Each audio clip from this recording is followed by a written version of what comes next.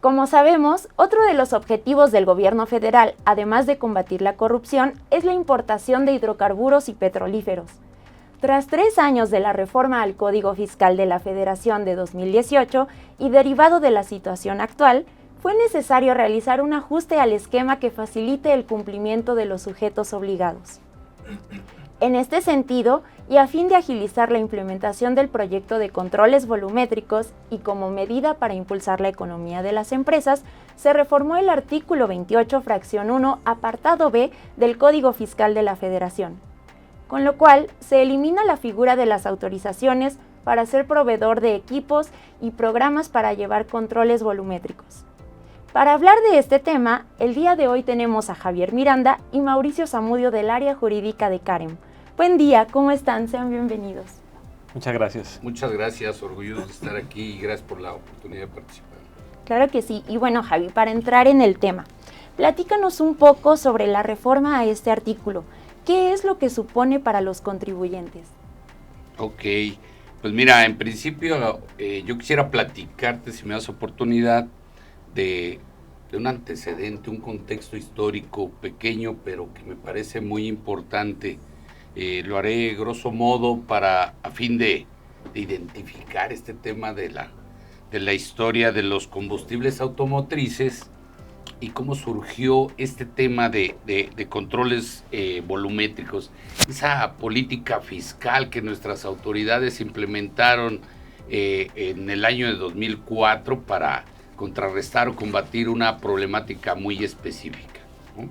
El robo de combustible y su comercio ilegal, pues era una problemática, un fenómeno social que las autoridades y el gobierno quisieron combatir desde a finales de los 90, inicios de los años 2000. Entonces, me estoy refiriendo al tema que todos coloquialmente conocen como el huachicol. Entonces, es un fenómeno social que desde mi punto de vista hizo el parteaguas de las nuevas políticas tributarias, es decir, a partir de que se combatió esta problemática específica y se implementaron los controles volumétricos, de ahí vino un parteaguas de utilizar cada vez mejor la tecnología para contrarrestar problemáticas diversas. De ahí surgió el buzón tributario y luego los CEDOS y los CEFOS y de ahí nos fuimos al esquema de reportables, es decir, cada día vamos en aumento. En materia aduanera empezó a surgir cosas como el DODA y el PITA y aún va a seguir evolucionando. Entonces, es importante verlo en ese contexto. Entonces, si me lo permites, doy ese antecedente. Como les decía, en enero del 2004 se publicó en el Diario Oficial de la Federación esa reforma en donde reformaron efectivamente el artículo 28 que tú mencionabas en su fracción quinta para implementar esos controles volumétricos.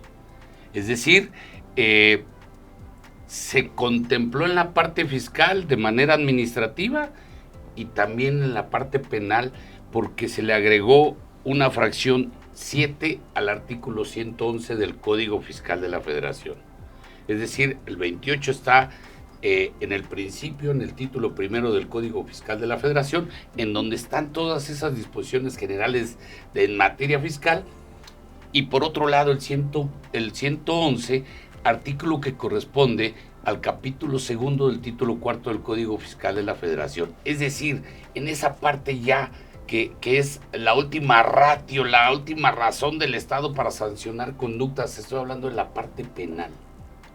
Es decir, al ponerlo, la figura de controles volumétricos en el 28 y ponerlo es, si no obedeces las reglas o no sigues las reglas de controles volumétricos, te lo voy a considerar delito, fue una estrategia gubernamental para esos efectos.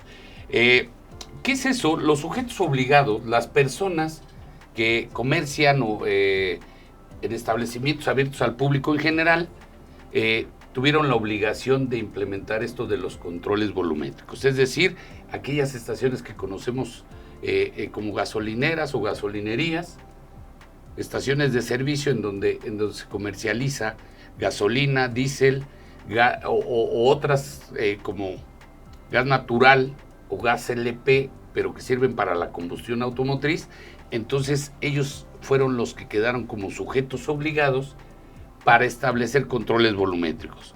Y entonces se dijo en ese artículo 28, ¿qué crees? Esos controles volumétricos van a formar parte de tu contabilidad. ¿Qué estaba sucediendo? Que entonces todo ese combustible que se robaban desde los años 90, ¿cómo se comercializaba de manera ilegal? Pues resulta ser que era a través de las propias estaciones de servicio. Si se lo vendemos a la estación de servicio y entonces lo vende al público y al precio que tenía, pues era un negocio redondo. Entonces, cuando la autoridad se percató y dijo, bueno, pues es que aquí hay un impacto y gran perjuicio a la economía y al sistema tributario mexicano. Por eso implementó los controles volumétricos. ¿En qué consisten? Son sistemas informáticos, una serie de medidores que van a colocados en las estaciones de servicio, desde las bombas hasta un servidor de carácter informático para ir almacenando toda esa información de los litros que se venden y a qué precio y en qué tiempo, qué día, qué fecha. Es decir, se genera una información que va a formar parte, esa información, de la contabilidad del contribuyente. ¿Qué? Y entonces, desde entonces, 2004, en el artículo 111, fracción 7, como novedad, se puso como delito: si no cuentas con controles volumétricos, es delito, con pena privativa de libertad.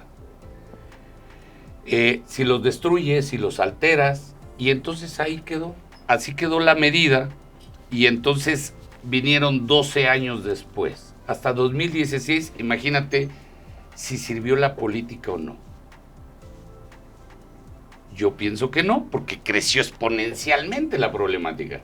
Pasaron 12 años y en 2016 hubo necesidad ya en el Congreso de crear una ley específicamente para delitos en materia de hidrocarburos. Nomás imagínate eso.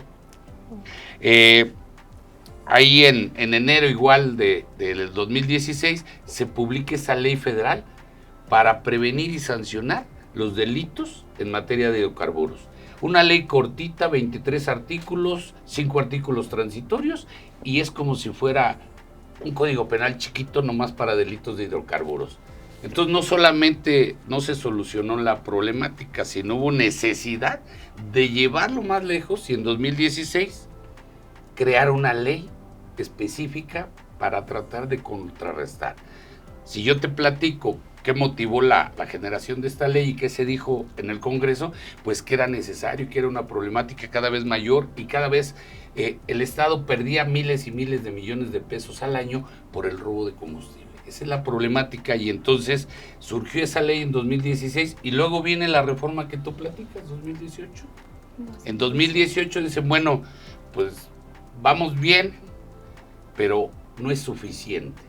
Y en 2018 ya entra el tema también aduanero, porque en esa parte que yo te acabo de platicar es netamente fiscal. Estrategia del gobierno para efectos fiscales. Las estaciones de servicio no están enterando bien el impuesto especial sobre producción y servicios, tratándose de los combustibles, y además un impacto en IVA. Entonces, era una problemática interna en materia de impuestos internos. Se traslada al tema penal, al ámbito aduanero, y en 2018 pues se hacen ajustes, se reforma el Código Fiscal de la Federación, se reforma la ley aduanera, se reforma esta nueva ley que te acabo de platicar, la de 2016, la ley federal para sancionar y prevenir y sancionar los delitos, también se reformó 2 años después. Y entonces ese es el preámbulo que tú nos acabas de dar. Claro. 2018, ¿qué significa? Pues que ahora, si meto el tema aduanero, ahora ya no solamente es la venta ilegal, el robo interno, sino ahora ya también tenemos que considerar la importación de este tipo de combustibles.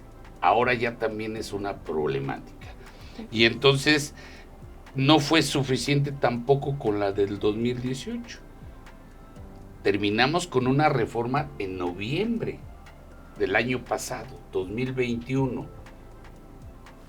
dentro del paquete económico que envía cada año el gobierno federal hacia el Congreso, dentro de ese paquete económico, otra vez mandó una propuesta de reforma, ni más ni menos que es la que nos ocupa o que nos interesa en el ámbito aduanero. ¿Por qué? Pues porque hicieron ajustes, precisamente se creó el 111 bis, eliminan esa fracción que crearon en 2004, la fracción 7 del artículo 11, entonces dicen, vamos a ordenar bien el tema de controles volumétricos, vamos a especificar bien las conductas delictivas, es decir, cuando se trata de controles volumétricos, si no cuentes con ellos, los alteres, los destruyas, tengas algunos programas específicos para modificarlos o manipular, en fin, eso lo vamos a dejar en el Código Fiscal de la Federación. Todo lo demás será motivo de la ley federal para prevenir y sancionar los delitos en materia de hidrocarburos. Y entonces hubo ese orden, pero además en el Código Fiscal de la Federación se crearon 3 tipos penales. A lo mejor ahorita los vamos a hablar con más especificación, claro. Pero bueno, hasta ahí yo creo que lo dejo. Las últimas 2 reformas, yo diría precisamente, son la del 2018, pero la que más preocupa o de la que más nos debemos ocupar es de la del 2021, en donde se hicieron todas estas modificaciones. Así es, Javier. Por ejemplo, ¿ya no será necesaria la publicación de los proveedores autorizados? No, ya no. Fíjate, como parte de la estrategia gubernamental, se eliminaron las autorizaciones. El artículo 16C de la ley aduanera ya actualmente se encuentra derogado. Se creó en 2018 y lo derogaron en 2021, por eso te hablo que esas son las reformas más importantes. Cuando el gobierno había establecido una norma para dar autorizaciones, allá en materia fiscal, te digo, en materia de impuestos internos, había dicho, yo voy a autorizar a las empresas que pueden vender los equipos de controles volumétricos. Acá en materia aduanera, igual se dio autorizaciones para el tema de certificados o dictámenes de laboratorio para la importación de ese tipo de productos o mercancías. Entonces, al eliminar ese artículo 16C, ahora ya el gobierno trasladó toda la responsabilidad a los particulares. Ahora, sin estar autorizados por el gobierno, ahora las empresas, por propia cuenta, emitirán su dictamen u opinión en relación con todo este tema. Pero es como muy acertado, perdón, disculpa que te... Adelante, Mau. Pero es como muy acertado esa parte, ¿no? Es que cuando lees la reforma precisamente de 2021, te dice que las gasolineras no pudieron o no tenían, debido a la pandemia, no cumplían con el volumen o con la previsión de años anteriores, entonces lo abrían como una competencia abierta, precisamente ya no solo para restringirlo a empresas que nada más contaron con la autorización del SAT. Bajo mi perspectiva, no sé, la tuya, pero yo consideraría que como tal es acertada esta parte porque ofreces una mayor demanda, una mayor oferta al público, o no, ni siquiera al público, ¿no? Sino a quien está, en este caso, haciendo la importación, porque ya no solo tiene que ir con cierto número de empresas, ya no está tan limitado. Y ahora, si nos trasladamos un poquito al tema de la pandemia, pues era como más complejo, y de por sí no podías tener todo el personal trabajando. Entonces, si lo abres al público, pues bueno, precisamente es más fácil no obtener la autorización, pero sí tienes una mayor, digámosle así, oportunidad, efectivamente. Pues depende de qué enfoque se vea, ¿no? Porque el gobierno, cuando autoriza a una empresa, le exige cierta calidad y ciertos requisitos. Necesito que hagas una inversión, que crees una infraestructura, que seas una empresa bien establecida, que seas una empresa sana, y entonces sí préstale servicios a los demás. Si eso se suelta y la autoridad no da esos permisos o autorizaciones, pues entonces queda en el libre mercado. Y el argumento que tú dices sí se dio precisamente en la reforma. Hay que crear una libre competencia. Mucha gente habla hasta de monopolios. ¿Por qué nada más gobierno? ¿Por qué vas a autorizar a algunas empresas? Sí. No. Abre el mercado. Todos tenemos derecho a participar.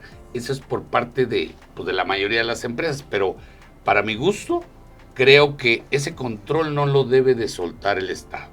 El Estado debe decir, si yo te autorizo es porque cumples con los estándares de calidad, con los requisitos que yo exijo para que sea un buen servicio.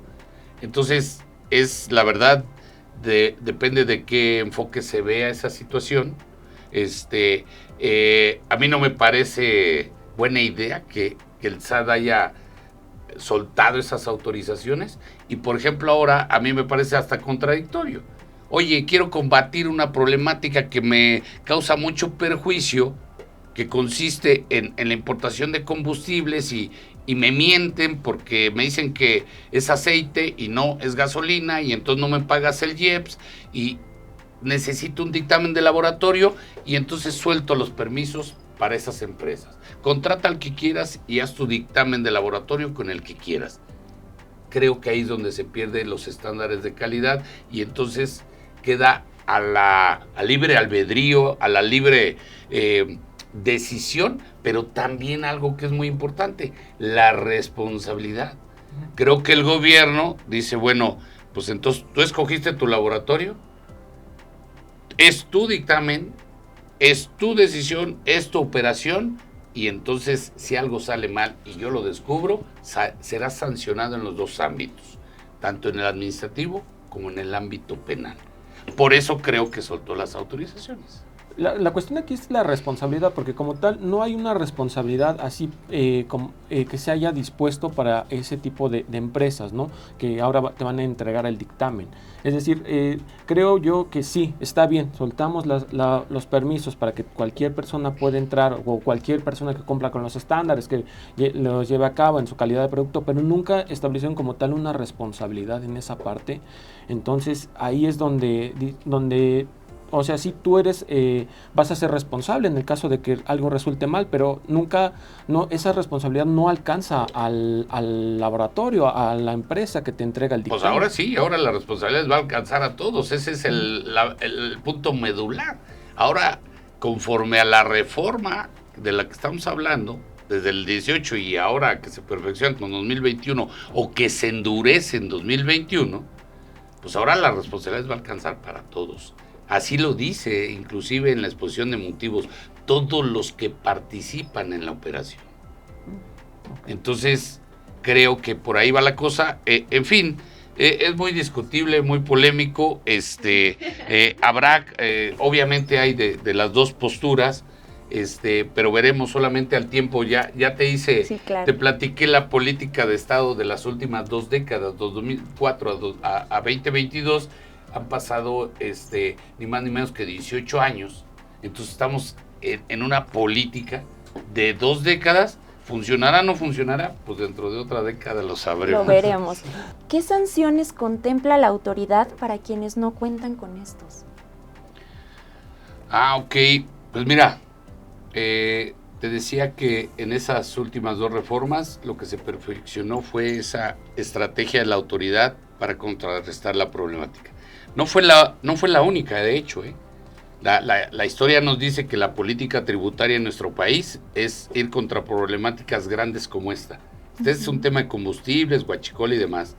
Pero pues recordemos que la facturación falsa también fue parte de esta reforma desde 2018 y se perfeccionó en 2021 y ya está vigente durante este año de 2022 y también el tema del outsourcing. Entonces, de la problemática que estamos hablando, se perfeccionó nada más en el tema de controles volumétricos, sanciones administrativas, sanciones penales.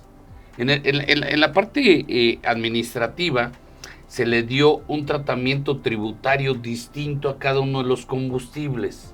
Es decir, los legisladores se pusieron a trabajar, hicieron ahí unos análisis, les hicieron llegar unos análisis en la relación precio y venta, es decir, ahí para determinar determinado porcentaje como coeficiente de utilidad y entonces ajustaron, ¿no? En el Código Fiscal de la Federación pusieron una figura que es la determinación presuntiva. Es decir, si yo voy, te reviso los controles volumétricos y no me cuadra la información en esa relación de los litros enajenados con el precio de enajenación, te voy a hacer una determinación presunta, es decir, si me voto una diferencia, pues entonces yo voy a suponer que estás enajenando litros de más, o incluso se le puso a la ley que se va a presumir que fueron adquiridos ilegalmente. Es decir, tienes que dar alguna explicación de esa relación entre los litros que adquieres y los que enajenas, y a qué precio los vendes. Y esa determinación presuntiva va a admitir una prueba en contrario consistente precisamente en un dictamen.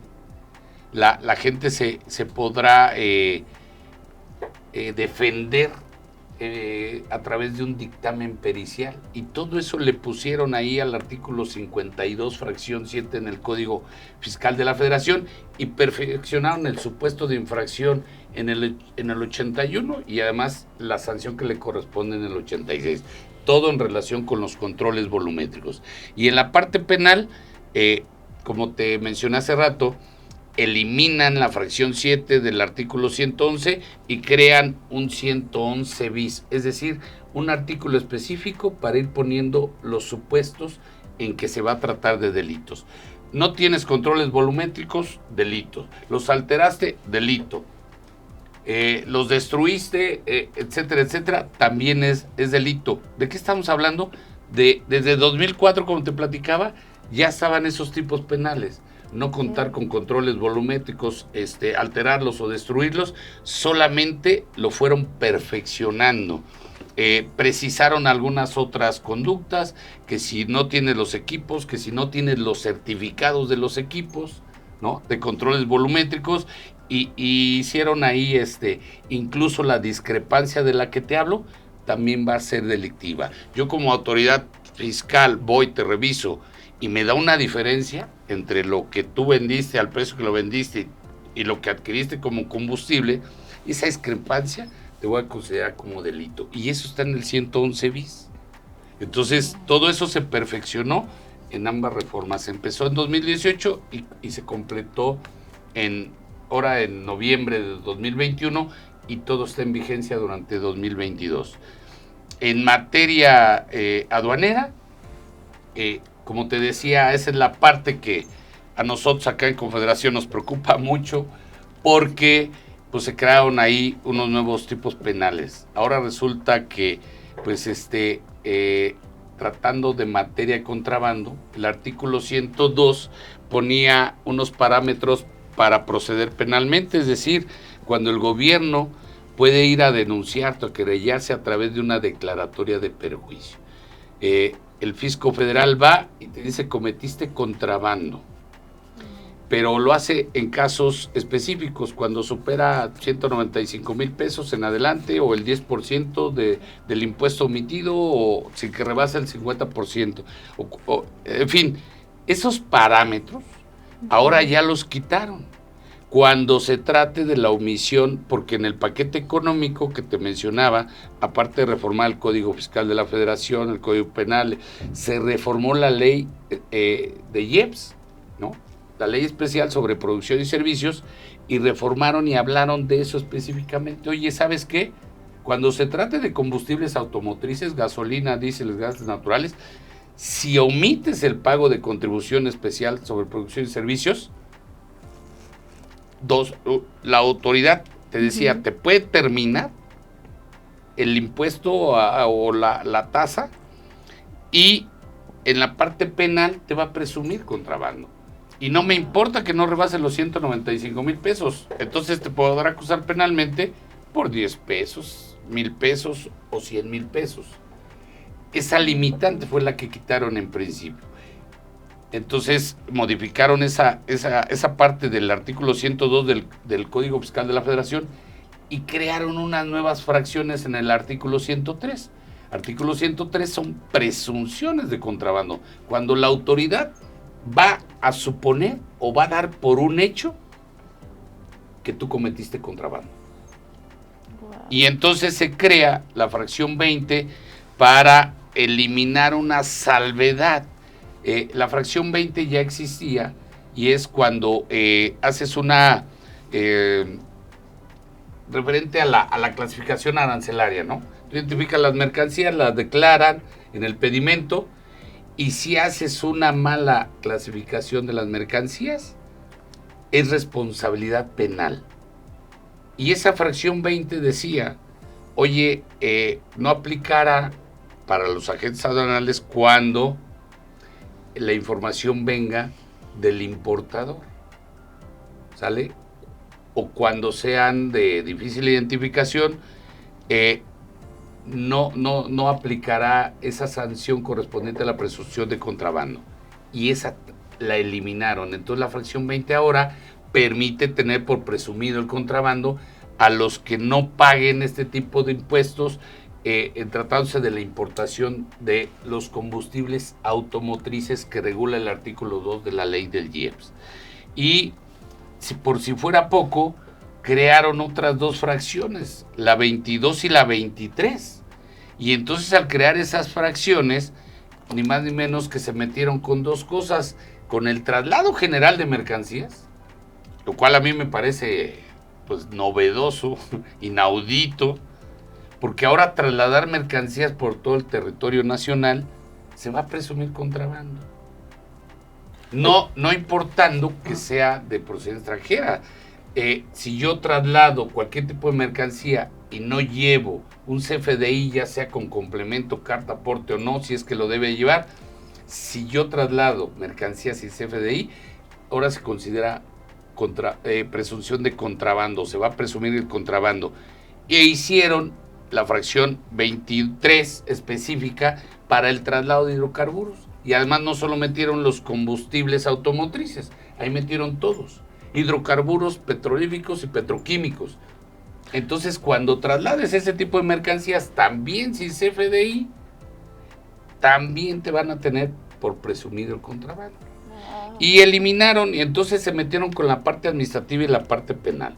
En el 104, que son las sanciones, dijeron, bueno, cuando existe una sentencia condenatoria, al importador le vamos a suspender o cancelar su registro en el padrón. Y al agente aduanal, si hay una sentencia condenatoria, se le va a cancelar la patente. Y toda esa parte sigue siendo administrativa, pero la insertaron en un artículo que corresponde al ámbito penal, que es el 104. Es decir, un juez en materia penal podrá ordenar que se le dé de baja del padrón a un importador de este tipo de mercancías y también que se le cancele la patente a un agente aduanal, que esa es la parte preocupante. Y no solo eso, sino el artículo 105 eliminaron también las excluyentes de responsabilidad. La fracción 12 y 13 del artículo 105 no tienen que ver con el tema de hidrocarburos o no tienen que ver con el tema de controles volumétricos, pero ahí tenían unas excluyentes de responsabilidad para el agente aduanal y también fueron eliminadas. Entonces significa que es una política gubernamental dura, que es una política gubernamental que pues, se dejó venir con todo y que además, a pesar de los esfuerzos de diferentes sectores como el nuestro, que se hizo cabildeo en las cámaras legislativas y porque se crean foros para ser escuchados, mesas de trabajo en donde tienen oportunidad de externar opiniones, y no hubo forma de que los legisladores cambiaran de opinión. La reforma fue aprobada sin moverle una coma. Eso significa que es muy claro el mensaje de nuestro gobierno, es vamos con todo contra este tipo de temas. Vamos a ver qué resulta. Así es, Mau. Respecto a la omisión del pago de impuesto, ¿cuáles son las consecuencias de la posible inobservancia que pudiera tener el agente aduanal sobre sus obligaciones y responsabilidades? Bueno, ya hemos hablado mucho acerca de consecuencias, de básicamente de qué es lo que puede traer una mala operación en la importación de hidrocarburos. Digo, lo hemos visto ya, Javi por aquí nos menciona la parte de la cancelación de la patente. Retomando un poquito el tema de las obligaciones, recordemos que si precisamente el agente aduanal, a ser un responsable solidario, pues bueno, va precisamente a responder por esa omisión en el pago de impuesto especial de producción y servicios, ¿no? lo que te puede traer como consecuencia, como bien lo comentaba Javi, ¿no? La cuestión de una cancelación del agente aduanal. Creo que más que una multa como tal cuantiosa, una multa de carácter administrativo, creo que en sí la verdadera sanción es que ya el agente aduanal no puede operar, ¿no? Eso es por parte de los agentes aduanales. Como lo comentábamos la última vez, ¿no? Como tal, el importador pierde su padrón de importadores, ¿no? Precisamente, y puede ser que, no sé, se trate de una presunción de contrabando, y inclusive, no sé, como dice Javi, ¿qué tal? Y un día vas con, no sé, mandas alguna de tus tractocamiones o alguna de tu transporte, que lo agarran, le piden la carta aporte y no la trae, iba local, iba como federal, agarró una carretera federal y Dios, ya se fue a cancelar, a suspensión del padrón de importadores, ¿no? Creo que esas serían las dos consecuencias, ¿no? Tanto la cancelación como la suspensión del padrón de importadores, como de las principales que tendríamos. Sí, ahora hay que tener muchísimo cuidado con eso de los FDI y los complementos, ¿no? Complemento, carta aporte, sí. Así es para poner un poco más de atención, ¿no? En este tema. Para finalizar, Javi, del análisis de todas estas disposiciones y con la expertise que tienes, ¿cuáles son las recomendaciones para los agentes aduanales respecto a la importación de estos productos? Bueno, mira, yo lo he dicho de una forma muy sencilla, ¿no? Porque, es más, yo lo mencioné varias veces. Preocupa, pero en realidad es muy sencillo. En lugar de preocuparse, hay que ocuparse. ¿Ocuparse de qué? De la parte preventiva. ¿Y qué implica la parte preventiva? Es, como ahora las disposiciones son tan rígidas, ni más ni menos que la exposición de motivos, publicada en noviembre del año pasado, cuando se reformaron todos estos artículos, dice, vamos a sancionar a todos los que intervienen. En el caso del agente aduanal, aun y cuando cumpla con todas las disposiciones que tiene. Imagínate, o sea que me vas a terminar sancionando por ser cumplido. Está muy fuerte. Entonces, ¿de qué me tengo que ocupar? Decía yo, de la parte preventiva. ¿Qué implica la parte preventiva? Pues tema de cumplimiento, capacitación, modernización. Tienes que hacer operaciones cada día más seguras, ¿no? ¿Cómo que propondrías, Javi? Pues mira, tienen que tener gente especializada en que ya sepa todo lo que hay que cumplir. Nosotros por ahí recomendamos, oye, es cierto que para la importación de este tipo de combustibles tienes que cumplir con una ¿no? Uh-huh. La 16 de 2016 de la CRE, ¿no? La Comisión Reguladora de Energía. Oye, pero eso es suficiente, mucha gente cree que sí. No, fíjate que la nueva obligación, te decía yo que en el artículo 36A, que son obligaciones del agente aduanal y de la agencia aduanal, de toda la información y documentación que debe transmitir en un pedimento, uh-huh. ahí le dejaron la obligación, algo curioso, ¿no? Fracción 1, inciso F, oye, tienes que transmitir con el pedimento un dictamen de laboratorio, precisamente que te diga el peso, volumen y características de este tipo de mercancías. Por muy especialista que sea un agente aduanal y que sea experto en la clasificación arancelaria, de cualquier manera, a la hora de saber si es diésel, gasolina, si lo que sea, tiene que tener un soporte documental, tiene que tener ese dictamen de laboratorio. Pero el problema con ese dictamen, creo yo, que es cómo le vas a llevar o cuál va a ser el procedimiento para que te emitan este dictamen. Es decir, el laboratorio no puede estar al lado de la aduana, o tal vez sí, ¿no? Pero entre que te llevaron la muestra al laboratorio y entre que lo despachas, pues bien te lo pudieron haber cambiado. No, Claro. no, o sea, ahí inclusive te pueden emitir un dictamen con la muestra que tú les llevaste y puede ser que no que corresponda a lo que estás importando.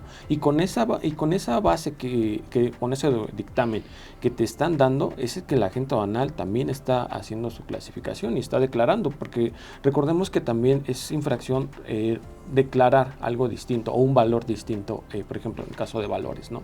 Un valor distinto al que te esté proporcionando el importador. Entonces, creo que hay muchas circunstancias y se debería de establecer más un procedimiento en el cual, por ejemplo, no hay esta contaminación en la toma de muestras. Claro, y eso me hace complementar la respuesta que estaba dando de la parte preventiva, es decir, sí te tienes que involucrar en el conocimiento de proveedores, clientes y personas con las que te relacionas. Debo de conocer al laboratorio que me va a emitir ese dictamen, pero a la perfección, porque vas a confiar en él, te vas a basar en ese documento que te dé para hacer tu operación. Y entonces yo creo que ahí caemos en lo mismo. ¿Te vas a justificar que está autorizado por el SAT? No, ya no puedes porque ya no hay autorizaciones. Sí. Tú lo vas a escoger y entonces tienes que escoger una empresa confiable, un laboratorio confiable. Así como en la parte médica tú decides ir a un laboratorio de mediana calidad, de baja calidad o de alta calidad y especialización y sabes lo que pagas por tus análisis de laboratorio o resultados de gabinete, así va a ser exactamente igual. Tú vas a decidir en quién confía. Tu importador lo debes de conocer a la perfección. Pero es que ya son como más obligaciones para la gente aduanal. O sea, la sí, gente aduanal, claro. Su trabajo es apoyar en el despacho aduanero, realizar el despacho aduanero por cuenta tercero.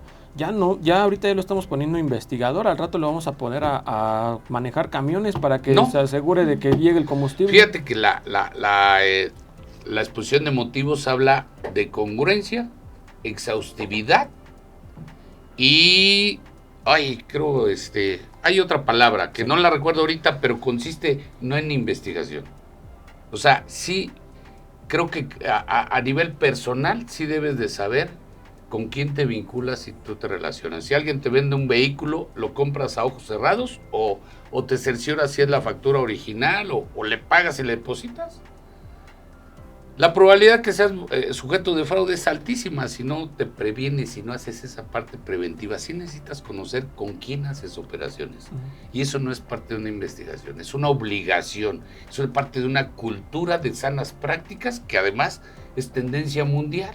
No es nuevo aquí en México. Entonces eso de decir, no, a mí no me pongas a investigar la factura. Yo no puedo ir a China a ver si es original o no. No, eso ya sé y no te estoy pidiendo eso. Te estoy pidiendo congruencia y exhaustividad. Eso dice.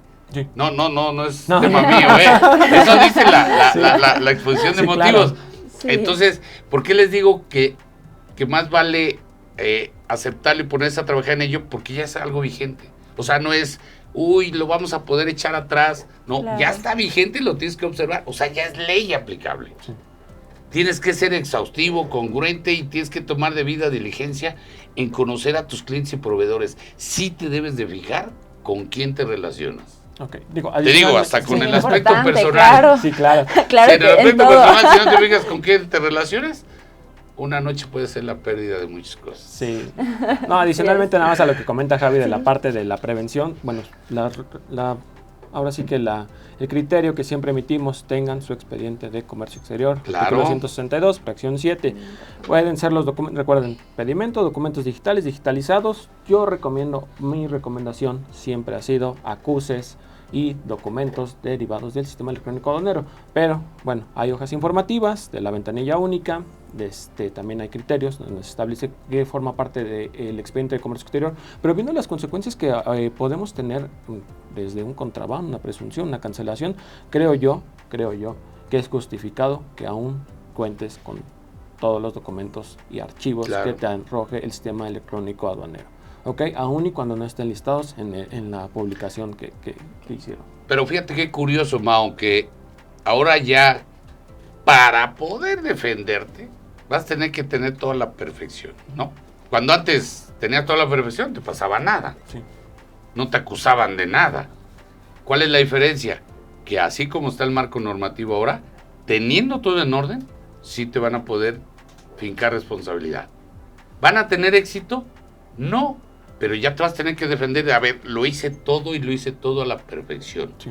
No solamente cumplí en este tipo de mercancía, no solamente cumplí con la NOM, tengo mi dictamen de laboratorio y lo subí. El 36A, fracción primera, inciso F, dice, es obligación de agentes y agencias aduanales subir ese dictamen. De las mercancías que establezca el SAT mediante reglas de carácter general. Las reglas de carácter general que aplican para este año 2022, ya está. La 1922 te dice dictamen de laboratorio en tratándose de ese tipo de combustibles. Sí. Entonces está más claro. Si la ley ya te dice, y te dice la ley aduanera, y te dice la regla de carácter general 1922, si no lo haces, cuidado. Ya, insisto, es vigente, es aplicable y es legal. Entonces, ¿qué tienes que tener? Gente capacitada que sepa esto, gente que esté al tanto de todo, para que si resulta alguna diferencia, oye, ¿sabes qué? Pues no era, si era gasolina, pero no era de ese octanaje, era menor, mayor, y hay una diferencia a pagar de IEPS, va a haber problema administrativo, va a haber problema penal. ¿Cómo te vas a defender? Teniendo todo completamente en orden. Ahí sí yo dudo mucho que te finque responsabilidad tanto administrativa como penal. Pero va a ser materia de defensa y de litigio, que esa es la parte que más duele, ¿no? Que ahora ya haciéndolo todo bien, de todos modos te tengas que defender. Complementaría tu idea nada más en aplicar procedimientos, así como tienes tu manual para identificar operaciones ilícitas, así como tienes tus manuales para hacer tus operaciones, como tal, un manual que el cual cuando tengas ese tipo de operaciones, o si te vas a dedicar a estar importando hidrocarburos, como tal tengas, bueno, se realiza el previo, se piden los documentos, o no sé, depende ahí cómo lleves tu operación, ¿no? Pero como tal, no está de más, como forma parte de la capacitación, pero igual, híjole, recomendación, un manual interno de cómo vas a realizar tu operación. ¿Pero interno de quién? No, para ti, o sea, que lo realices. En tu propia empresa, sí, claro, en tu agencia, claro, se vale, pero yo iría aún más allá. Para mí la clave está en las relaciones contractuales. Si me tengo que fijar con quién hago negocios, tengo que conocer a mi proveedor, tengo que conocer a mi cliente, entonces esa relación se da contractualmente. Si me van a prestar un servicio, entonces hago un contrato, y en ese contrato tengo que especificar quién se hace responsable de cada cosa, ¿no? Sí. En ese, para mí, es donde está la clave de decir, tú me vas a prestar los servicios de dictamen de laboratorio, vente para acá. Y a ver qué infraestructura tienes, cuántos empleados, qué equipo utilizas y bla, bla, bla. Y entonces tengo un expediente, una radiografía de que si eres un laboratorio y hacemos un contrato, un laboratorio capacitado, competente, que cuenta con la infraestructura necesaria. Hacemos un contrato y ahí te digo, tú te vas a responsabilidad de los dictámenes que me entregues a mí, porque yo te pago por eso. ¿Sí me explico? Sí. Todo ese tipo, al final del día, es un esquema de cumplimiento, ¿no? Entonces, ahí es donde se tiene que trabajar, ahí es donde se tienen que ocupar, más que preocupar y tratar de modificar la ley. Insisto, es al revés. Ya no lo demostró el gobierno, porque además no es de este sexenio, es desde antes. Esto del control de los volumen, se los platiqué, o sea, estamos hablando de la política tributaria de las últimas 2 décadas. Entonces, ¿es más fácil contrarrestar lo que está haciendo el gobierno? Hay que decir al gobierno que no imponga eso, que no haga eso, que no le ponga eso a la ley. Creo que no. Nadar contracorriente no creo que sea la mejor opción, ni la mejor solución. Creo que mejor me adapto y yo digo, bueno, ¿cómo tengo que hacer las cosas de tal manera que no salgas perjudicado ni administrativamente ni penalmente? Eso sí lo puedo hacer, eso sí está en mis manos, y entonces eso será en nuestro beneficio. Pues muchas gracias. Yo creo que ambas recomendaciones son muy valiosas y de gran interés para todos los que nos escuchan, los agentes aduanales también. Muchísimas gracias, Mau, muchas gracias, Gracias Javi. por la invitación. No se olviden de seguir todas nuestras redes sociales. Nos vemos en la próxima edición.